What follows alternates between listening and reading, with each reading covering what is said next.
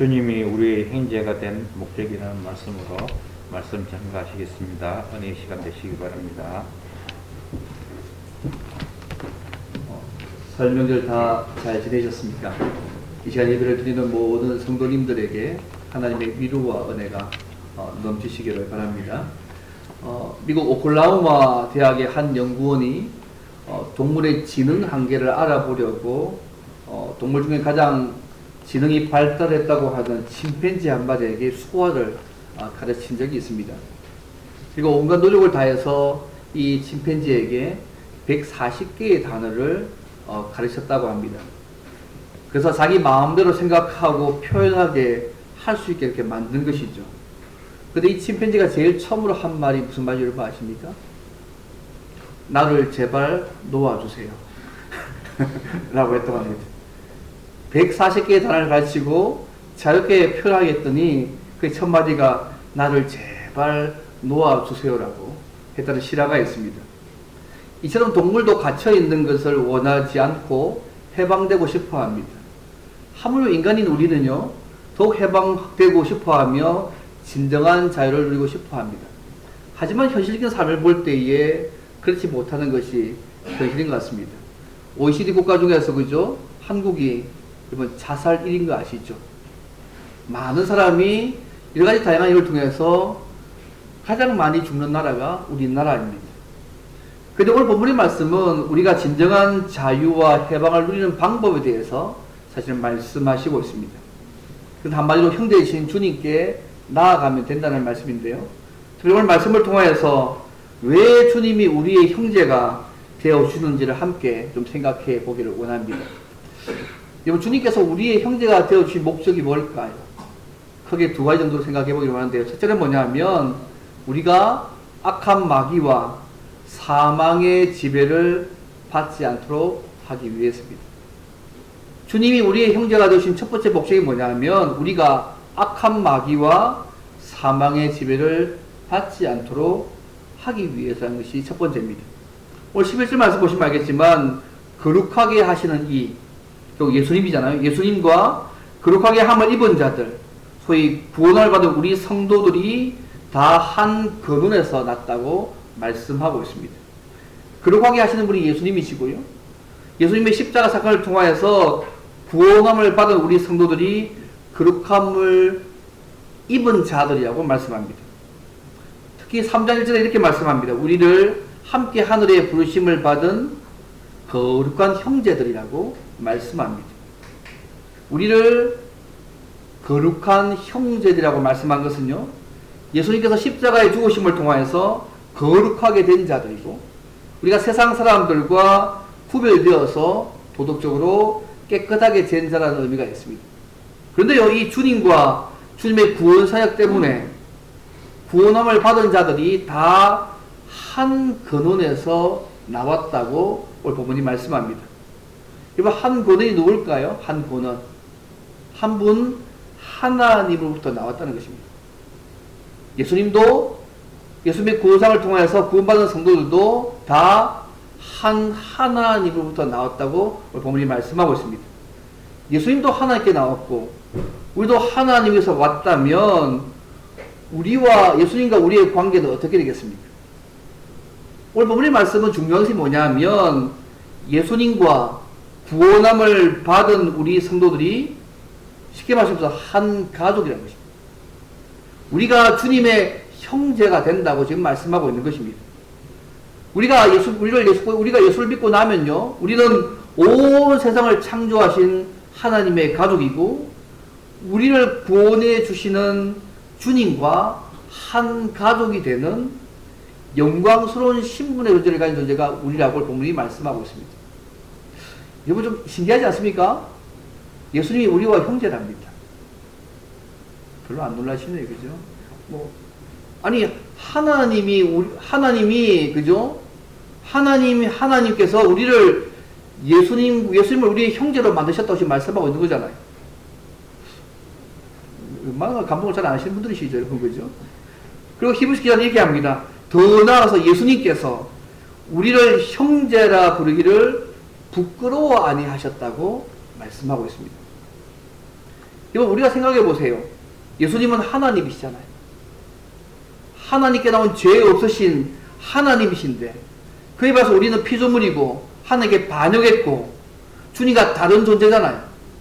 비록 우리가 예수 믿어서 하나님의 자녀가 되었지만 전혀 그분과 근본적으로 다른 분이잖아요. 근데 예수님께서 우리를 자신의 형제라고 부르기를 부끄러워하지 않는다고 본문이 말씀하고 있습니다. 교회는요, 예수 믿는 사람들은 하나님께서 난 자고 거룩한 무리고 예수님의 형제입니다.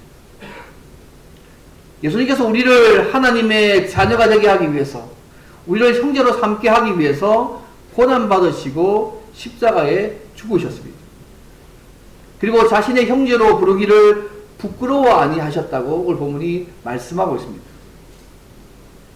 여러분, 이걸 생각할 때 우리의 신분이 얼마나 영광스럽고 감사한지 모르겠습니다. 여러분, 예수 믿는 거, 주님을 우리의 형제라고 부르는 거 부끄러워하지 않으시면 좋겠습니다. 가끔 우리가 예수 믿는 거 너무 부끄러워하는 분들이 가끔씩 있는 것 같습니다. 뭐 다 그렇지 않으시겠지만 내가 떳떳하게 예수 믿는 거 그렇게 자랑스럽게 생각하지 않을 때가 있는 것 같습니다. 이번 누가복음 9장 이런 말씀 있잖아요. 누구든지 나와 내 말을 부끄러워하면 인자도 자기와 아버지와 거룩한 천사들의 영광으로 올 때에 그 사람을 부끄러워하리라고 말씀하셨다는 것을 잊지 않으시면 좋겠습니다. 예수님을 부끄러워하지 않고 내가 구주와 주님으로 그분을 영접한 예수님을 늘 자랑하고 전하며 살아가는 삶들을 살아가시면 좋겠습니다. 오늘 주님은요, 우리를 십자가 죽으심을 통해서 우리를 형제로 삼으셨고 형제로 부르는 거 부끄러워 아니하신다고 님이 말씀하고 계십니다. 더 나아가서 이 히브리서 기자가요, 우리와 주님의 관계가 얼마나 친밀하고 우리에게 어떤 은혜가 있는지, 예수님께서 우리를 형제로 대하신다는 말씀을 구약 성경 구절을 통해서 12절과 13절에 말씀합니다. 이르시되 내가 주의 이름을 내 형제들에게 선포하고 내가 주를 교회 중에서 찬송하리라. 시편 22편 2절의 구절입니다. 쉽게 말씀드리면 주님께서 우리를 내 형제들로 부르시고 한 형제인 주님과 성도들이 하나님께 같은 예배를 드리고 있는 부분들을 시편 구절을 통해서 인용하고 있는 것입니다. 쉽게 말하면 주님과 성도가 한 형제라고 지금 시편 말씀을 인용해서 지금 강조하고 있습니다. 그리고요, 내가 그를 의지하리라. 이사야 8장 18절, 17절, 18절 말씀 내용 아닙니까?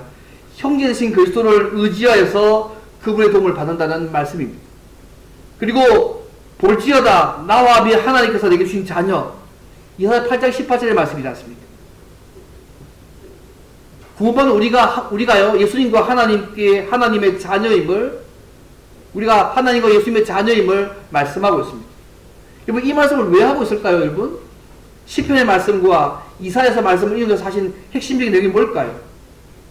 성도는 주님의 형제가 될 뿐 아니라 하나님의 자녀라는 것을 강조하고 있습니다. 예수님께서요, 우리를 주님의 형제로 만드시기 위해서 이 땅에 오셔서 십자가를 죽으셨습니다. 우리를 하나님의 자녀 삼기 위해서 그분께서 이 땅에 오셔서 십자가를 죽으셨습니다. 주님께서 하신 그 일이 우리를 주님의 형제 만드신 일들이고 우리를 하나님의 자녀 삼으신 일입니다. 왜요? 여러분, 형제 되신 주님께서 형제인 우리가 힘들어할 때 함께 힘들어하시고 우리가 아파하실 때 함께 아파하지 않으시겠습니까? 오늘 얘기합니다. 그럼 예수님께서 왜 고난받고 십자가에 죽으심으로 우리를 주님의 형제가 되신 그 목적이 뭔가? 한마디 말씀드리면 우리가 마귀의 지배를 받지 않게 하려는 것입니다. 좀 더 말씀드리면 우리가 더 이상 악한 마귀와 사망의 지배를 받지 않게 하기 위해서 그분께서 이 땅에 오셨고 십자가에 죽으셨고 우리를 주님의 형제와 하나님의 자녀로 삼으셨다고 말씀하고 있습니다. 얼마나 위로가 되는 말씀입니까? 주님이 십자가 죽으셔서 우리를 형제로 삼으신 그 이유가 우리로 하여금 더 이상 악한 마귀의 지배, 더 이상 사망의 지배를 받지 않게 살도록 하기 위해서. 말씀하고 있습니다. OECD 국가 중에서요, 여러 가지 이유로 사망이 제일 많은 이 나라 아닙니까?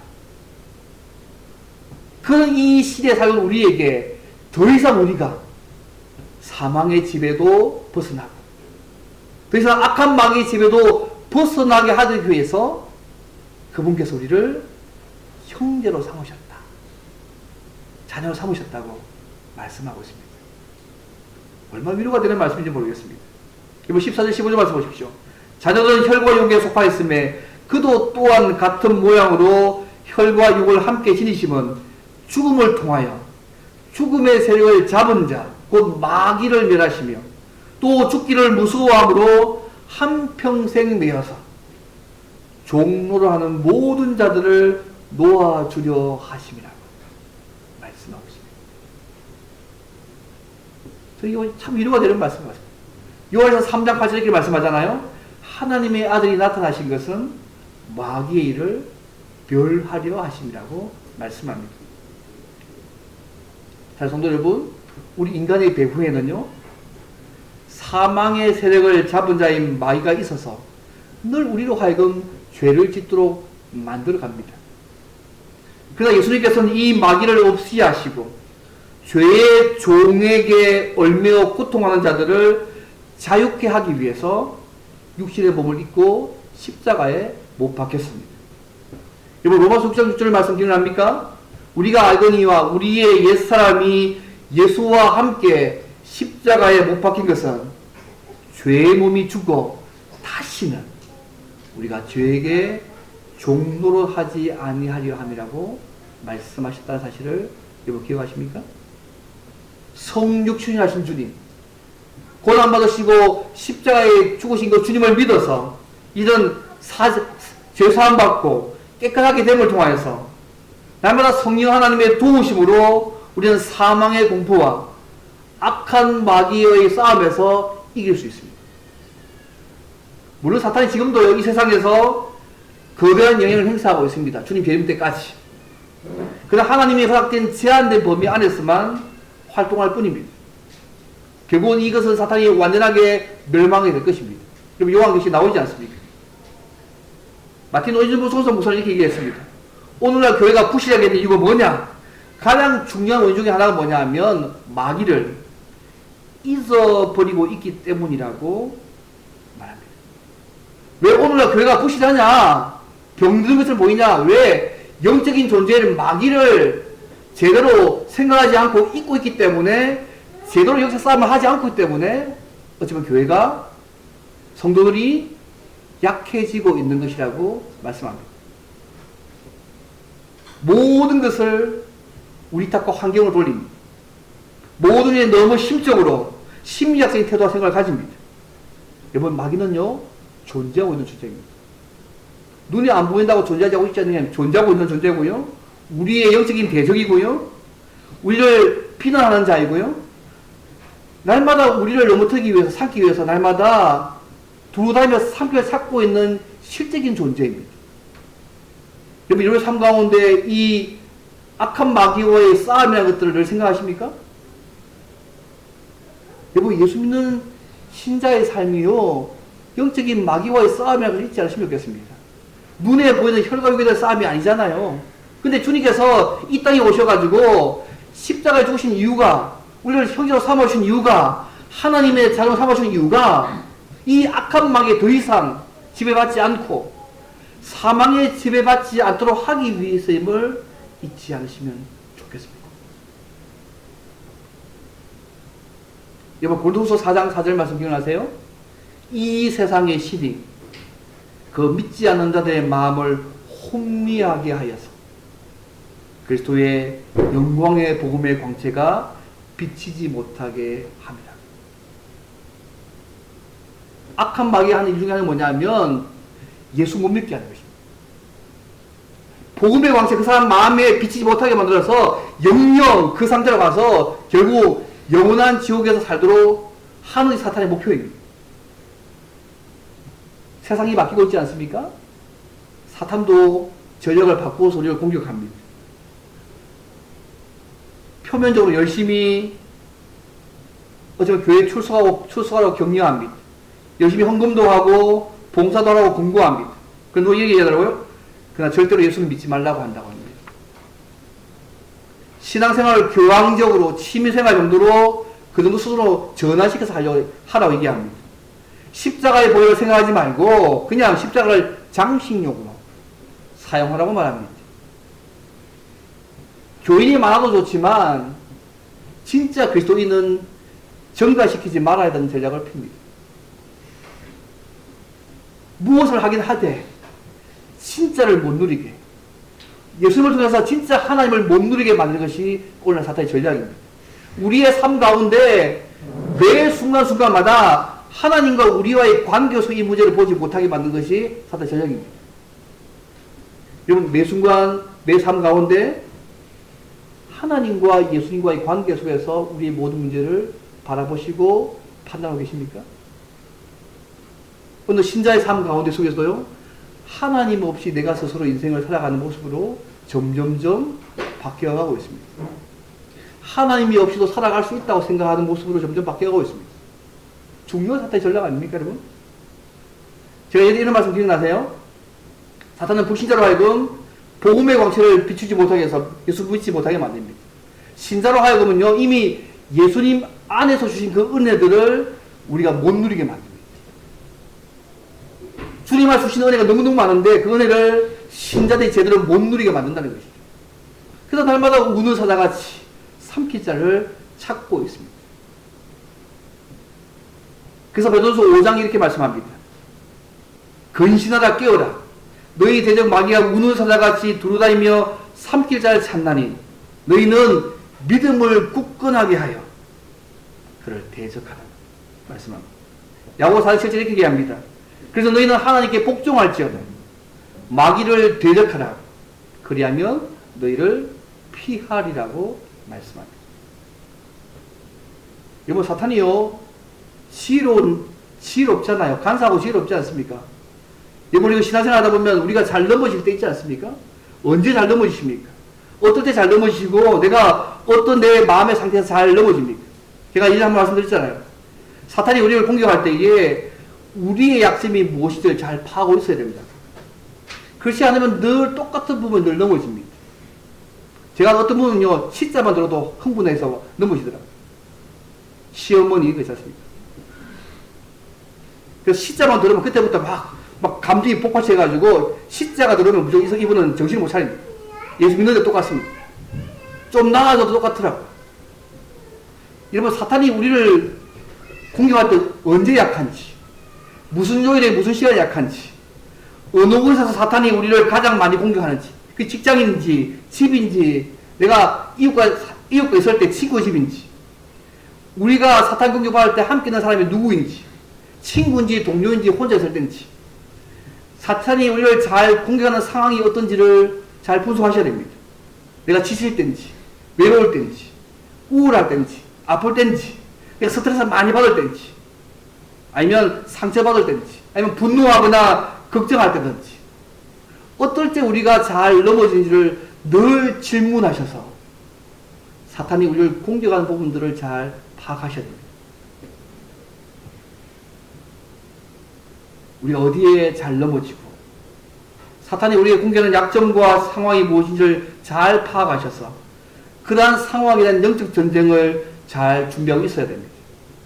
그리고 오늘 말씀을 얘기합니까? 우리의 형제신 주님을 의지하면 그분께서 우리를 도우셔서 더 이상 악한 마귀의 지배에 당하지 않도록, 사망 지배되지 않도록 도와가신다고 말씀하고 있는 거 아닙니까? 날마다 성령 하나님의 도우심을 받아서 하나님의 능력으로 영적으로 무장하고 기도가 동반되어져서 날마다 사탄과의 싸움에서 승리할 수 있음을 본문이 말씀하고 있습니다. 또 사탄이 하는 방식이 뭡니까? 죽음입니다. 사람들이 죽기를 무서워해가지고 한평생 매어 종루를 하지만, 여러분, 우리 신자는 예수님께서 죽고 부활하셨기 때문에 더 이상 그렇게 종루당하지 않지 않습니까? 뭐 여기 계신 분, 제가 너무 극단적으로 얘기하는 것 같은데요. 뭐 오늘 죽어도 괜찮지 않습니까? 그것도 얘기하면? 예. 이미 우리가 예수 믿고 있지 않습니까? 다만 주께서 이 땅에 우리를 두신 이유가 뭐냐면 주신 사명이 있기 때문에 남겨주신 것 뿐입니다. 그것이 끝나면 어디든지 주님은 우리를 끌고 가실 것입니다. 그렇잖아요. 우리를 이 땅에 살아주신 이유가 뭐냐면 아직까지 이 땅에서 우리에게 할 일이 남아있기 때문에 그 할 일 때문에 살리신다 생각 안 하십니까? 저는 그렇게 생각합니다. 제 사명 끝나면 이 순간에 지금 주님 언제든지 들어갈 수 생각합니다. 그게 우리 예수님 고백 아닙니까, 여러분? 여러분, 저녁에 주무실 때 아멘 주세요 오십사 안 하십니까? 죄송합니다. 예. 예. 사나 죽으나 주의 것이기 때문에 어떻게 우리를 가장 유익하게 하신 그 하나님을 신뢰하기 때문에 어떤 상황에서도 우리를 흔들리지 않는 사람이 아닙니까? 그것이 우리를 하나님의 자녀 삼으신 것이고 우리를 예수 형제 삼으신 진짜 이유지 않습니까? 여러분 예수 믿는 사람들이요 왜 예수 믿는지 아십니까? 예수 믿고 잘 됐기 때문에 믿는 게 절대 아닙니다, 여러분. 그 순위에도 없습니다, 여러분. 가장 큰 일이가 뭐냐면 오늘 다 죽고 가는데 병들어서 소망이 없는데 너무 평안하고 기뻐하고 감사하고 찬양하는 그 모습 때문에 그 사람도 예수 믿습니다. 왜요? 자기는 그렇게 못하니까요. 도대체 왜 저 사람을 저렇게 만드는지 알 수 없으니까 그걸 통해서 예수님 알게 되어서 예수님 믿습니다.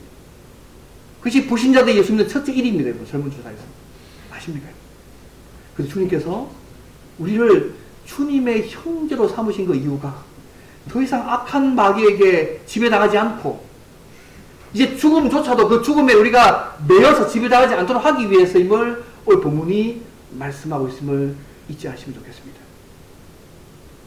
주님 말씀하지 않습니까? 요한복음 11장에서 나는 부활이요 생명이니 나를 믿는 자는 죽어도 살겠고 무릇 살아서 나를 믿는 자는 영원히 죽지 아니하리니 이것을 내가 믿느냐? 고린도서 이렇게 말씀합니다. 사망아 너의 승리가 어디 있느냐? 사망아 내가 쏘는 것이 어디 있느냐? 우리 주 예수 그리스도로 말미암아 우리에게 승리를 주신 하나님께 감사합니다. 죽음의 그 순간 앞에서도 주님 때문에 승리를 하나님께 감사한다고 고백하지 않습니까?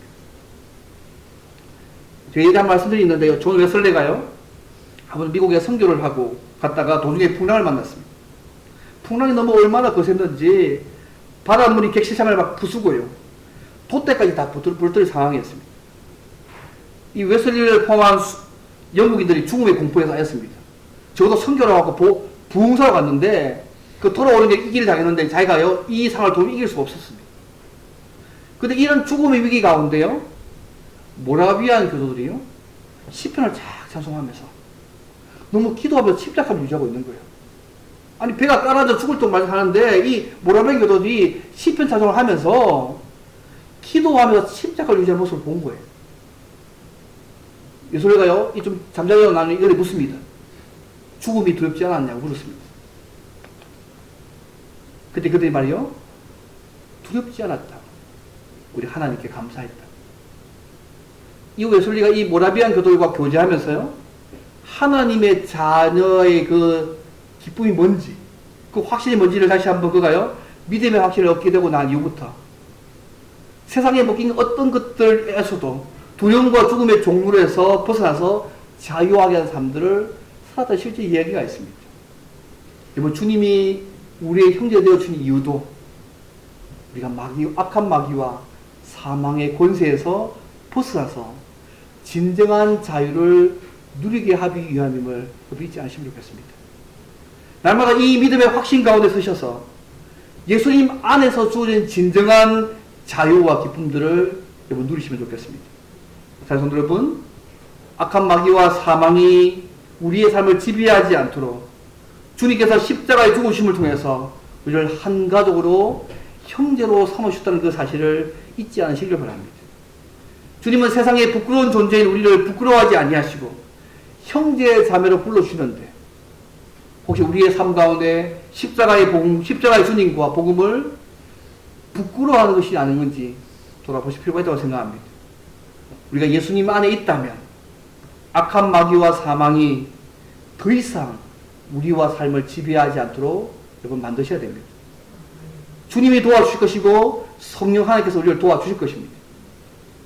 근데 우리가 알게 모르게요, 자꾸 악한 마귀의 지배를 받아서 세상의 정욕과 물욕에 빠져서, 저 육신의 정욕, 안목의 정욕, 이세단에 빠져서 하나님을 섬기고 그분과 교제하는 일을 뒤로 밀쳐뒀구나 포기한 사람들을 가끔 삽니다.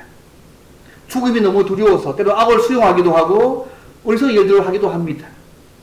하지만 하나님께서 우리를 구원하여서 주님의 형제로 삼으시기 위해서 이 땅 오셔서 우리 죄를 대신하셔서 십자가를 지셨다는 사실을 믿지 않으시면 좋겠습니다.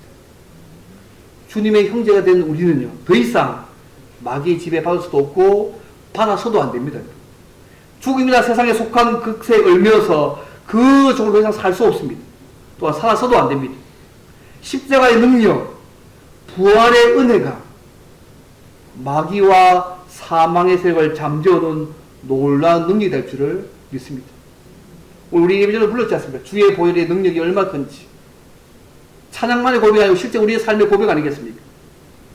만약에 우리가 이미 주님의 형제가 되어 있음에도 불구하고 여전히 마귀의 지배를 받아 삶을 산다면 예수님이 십자가에서 죽으신 일이 우리에게 아무런 의미가 없는 거 아니겠습니까? 어떤 상황에서도 우리의 형제가 되어오신 그 주님을 의지함으로 악한 마귀와 사망의 권세를 이기며 그분을 자랑하며 그분을 믿고 따라가는 것을 기뻐하며 즐거워하며 복음 전하며 살아가는 저와 여러분 되시기를 주님을 바랍니다. 이 첫 번째입니다. 마지막 두 번째로 예수님이 우리의 형제가 되신 또 다른 목적이 뭘까요, 여러분? 두 번째입니다. 우리를 붙들어주고 시험 당할 때 도와주기 위해서입니다. 앞에는 악한 마귀와 사망이면서 벗어나게 하는 게 첫 번째고요. 두 번째는 뭐냐면 우리를 주님 나라 갈 때까지 우리를 붙들어주고 시험 당할 때 도와주시기 위해서 우리 형제가 되셨습니다.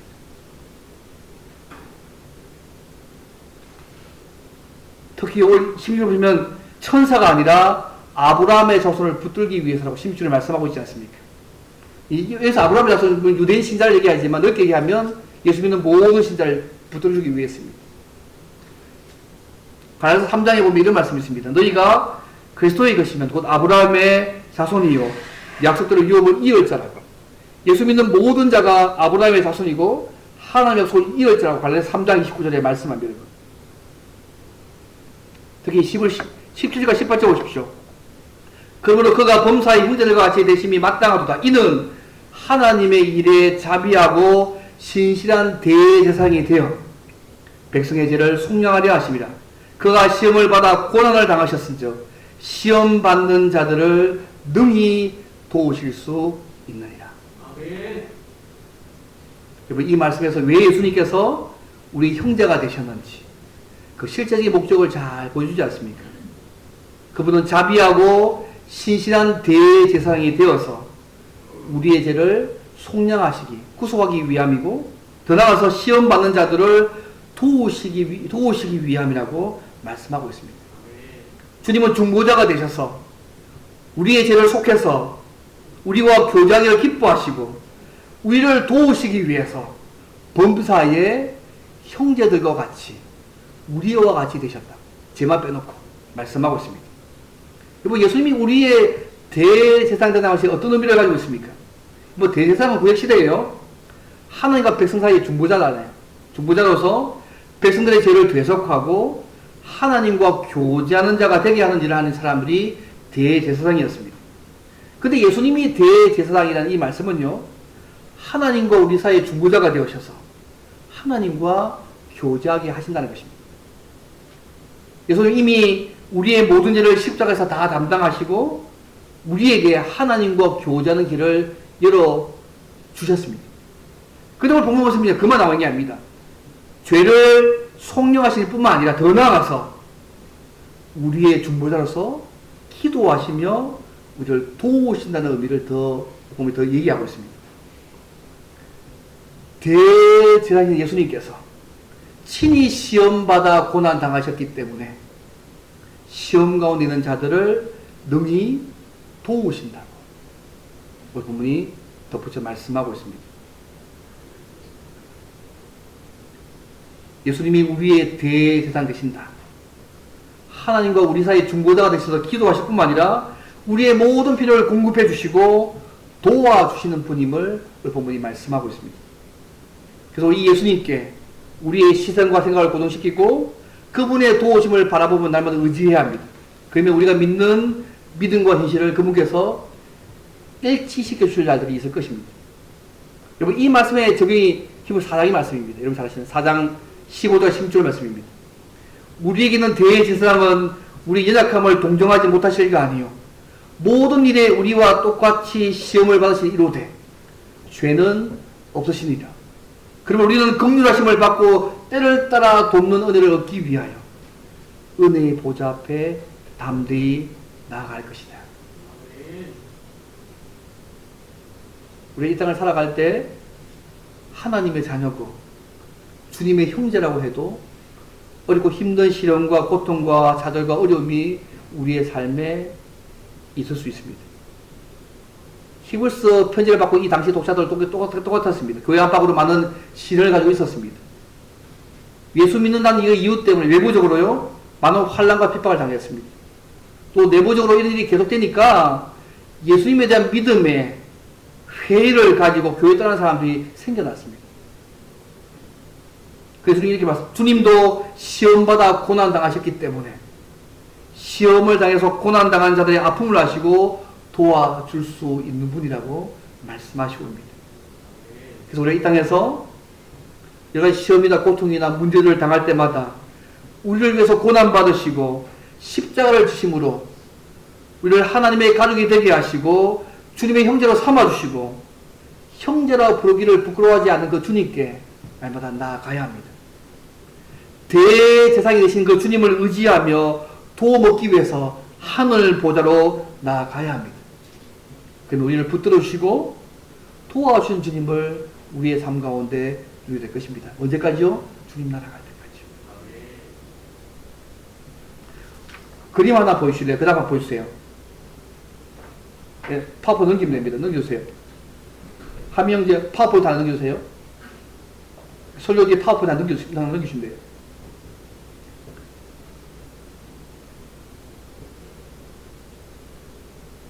곧 나올 겁니다. 예. 예.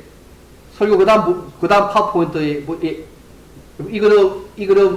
이게 사실은요, 프랑스 화가 에밀 라누의 그림 중에 돕는 소녀라는 제목의 그림입니다.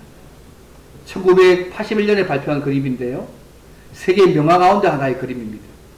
늙은 바다에 그저 조그만 배 한 척이 있습니다. 딱 두 사람밖에 살 수밖에 없는 정도의 작은 배입니다. 그 배 위에 늙은 어부가 있고요. 또 한쪽에서 노를 젓고 있습니다. 그죠? 그리고 맞으면 소녀처럼 보이는 어린 소녀가 할아버지 딱 손에 그저 같이 그 노를 잡으면서 그죠? 자기도 노를 젓고 있습니다. 소녀 생각할 때 나도 자기가 노를 젓고 있다 생각하지 않겠어요? 자기가 져서 이게 배가 가고 있다 생각하지만 사실 그림 보시면 알겠지만 누가 노를 젓고 있습니까? 할아버지입니다. 손녀는 다만 이 노젓는 할아버지 손에 손만 딱 얹는 정도가 안 되는 정도죠. 저는 이것이 우리의 인생이라고 생각합니다.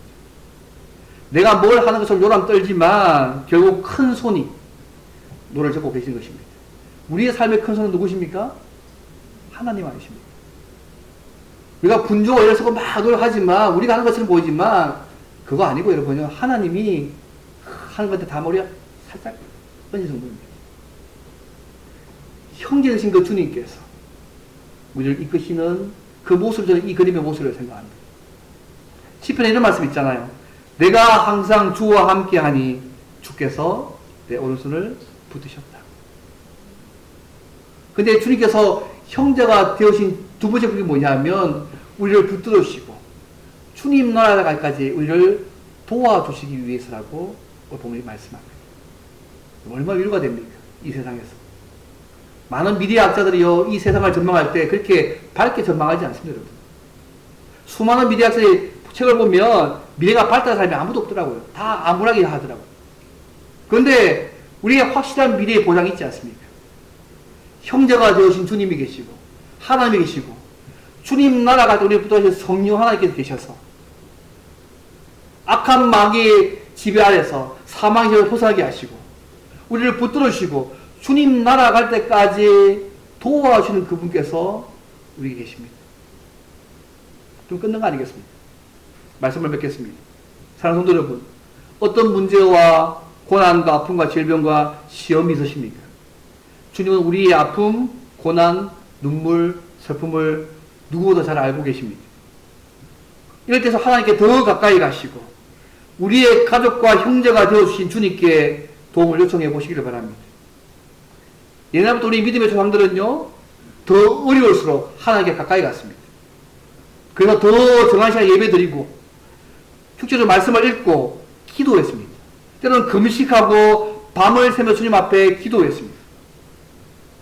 그럴 때 우리의 형제요 대제사장된 주님께서 우리를 붙들어 주시고 도와주시는 은혜들을 그들 누렸습니다.